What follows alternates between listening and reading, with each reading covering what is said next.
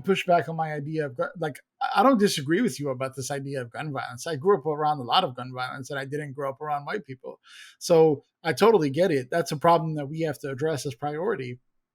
But to combine both of your points, there's a reason that the girl on the south side doesn't get a GoFundMe and the 2-year-old boy does. Is the same reason why I kind of want to call out that this was a white shooter, because I believe this is part of the problem. Um, when I talked about this, I wanted to post this on Facebook. I just felt it was inappropriate timing. The reason that Republicans and right wing people bring up Chicago when all these shootings happen. There's a reason Abbott brought up Chicago during the Uvalde shooting was because black people. The reason they bring up Baltimore and Philly and Miami and Los Angeles is because black people live there, and they want to paint that all the violence that happens with guns in this country is all black people and Latino people and gangs in inner cities. And the reason I keep kind of pushing back on this idea that this is a white shooter is because the same reason that Bill Maher, every time a Muslim person does a terrorist act, he blames Islam and Muslim people. We don't do that for Timothy McVeigh in Oklahoma City, who was a Catholic or a Christian or whatever he was. And the reason that I keep pushing back is this idea that if I don't want to categorize it, but they keep categorizing it, and I want to push back on it just a little bit. The reason he got a GoFundMe was because he was a cute little kid, and his story was so gut wrenching. I totally get it. It's very tragic. The idea that 7 or 2 of the 7 victims happened to be this kid's parents. But because the country looks at this as an American problem, they don't see the gun violence on the south side of Chicago as an American problem. They almost want to paint that as a gang, black, Latino problem. And so the reason I want to keep pushing back on this idea of a white shooter is because I disagree with your premise. I don't think the majority of gun violence in this country is black and Latino people. I think the majority of threats in this country are white men who have guns. No, And I no, no. think the facts will Remember back the me point up. I made? Maybe that's I something I said in could the Chicago look up and we'll metropolitan bring area, up in the next Chicago, time. Illinois. And I Okay, wasn't saying in the fair country. enough. I All was right, saying so I take in it back. our Yeah, neck of the I got you. woods, the majority of gun violence victims Yeah, are black men. yeah, 100%. That for sure I believe is true. But nationally, it's different. So when the governor of Texas, half hour after a shooting that kills um, uh, a bunch of kids in a school, he tweets about Chicago and he tweets about Biden. He's trying to paint it a certain way because he knows the truth.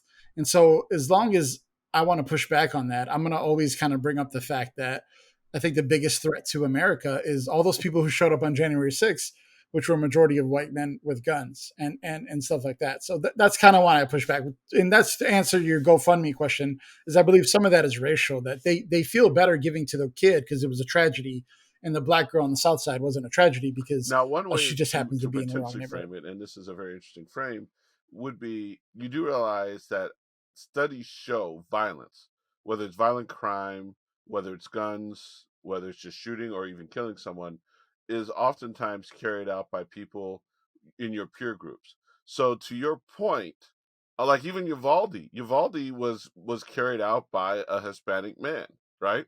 Um, with the exception of Buffalo, where that was a white kid going into a black community, most gun violence victims are usually victims of someone of the same race. You know, there's always exceptions. There's always going to be exceptions to that rule, proximity. But the thing Proximity, yeah. is so for white folks, to your point, playing that little bit of racial element, you need to be more scared of the white kid in your community that's got guns than the black kid on the south side. That's really the way to really truly look at it is black people are more likely to kill black people, white people are more likely to kill white people, you know, Hispanic people are more likely to kill Hispanic folks. So because it is usually sometime someone in your community of your community who is got a personal beef with someone who resents resents, you know, certain folks. So, you know, now what's fascinating is on Monday, the day that this podcast is released, that's when Biden is going to have a big ceremony. So I would say later today, Biden will be having a big ceremony at the White House regarding the gun bill that passed. And I think the thing that's really interesting is I really heard a good podcast today on the Daily, where they were talking about the pros and cons of the gun bill. and just like, the intimate partner, you know, that's a piece, the boyfriend loophole. But they were pointing out that there are some things that people feel didn't go far enough that they're concerned about. But overall, even the gun experts, the gun researchers feel this was a good start. But like, I didn't realize this. So the boyfriend loophole, for those of you who don't know, before this, I guess when it came to intimate partner violence, a person could be denied a gun if they uh, were convicted of domestic abuse of a spouse, but not of an intimate partner.